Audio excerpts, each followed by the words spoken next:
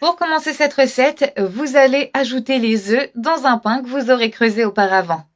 Voilà, comme ça. Vous commencez en ajoutant les œufs dans un pain comme celui-ci.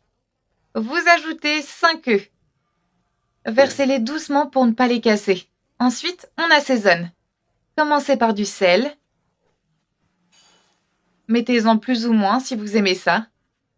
Et on ajoute quand même du poivre noir. Ajoutez-en autant que vous le souhaitez.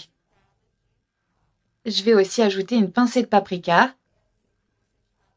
Et vous verrez que cette recette est parfaite. Elle est vraiment délicieuse.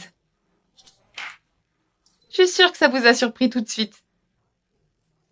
Vous allez en tomber amoureux. Je vais aussi ajouter du beurre. N'hésitez pas à ajouter du beurre froid coupé en cubes aussi. Il n'y a pas de quantité précise à respecter. Pour ma part, je vais ajouter 4 cuillères de beurre. Je suis contente de vous présenter cette recette. Ensuite, à l'aide d'un couteau ou d'un ciseau, vous coupez du jambon. Vous ajoutez des morceaux de jambon hachés à l'intérieur du pain aussi. J'adore préparer cette recette pour le petit déjeuner. Même mes enfants adorent. Je vous assure, faites-la chez vous, vous n'allez pas le regretter. Faites juste attention évidemment avec les ciseaux pour ne pas vous blesser. Mais ça, on n'a pas besoin de le dire. Et vous étalez bien le jambon ensuite. J'adore le jambon. C'est notre ingrédient fétiche. Mais vous pouvez aussi le remplacer par du bacon si vous le souhaitez. Ensuite, vous ajoutez encore plus d'œufs sur le dessus du jambon. Je vais ajouter la même quantité qu'au début. Je vais donc en ajouter 5 de plus sur le dessus du pain. C'est vraiment un petit déjeuner complet.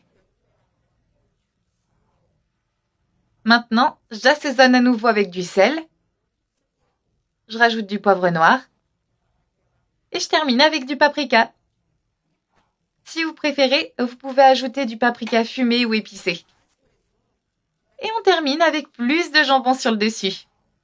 Si vous n'aimez pas le jambon, vous pouvez tout simplement le remplacer par de la dinde.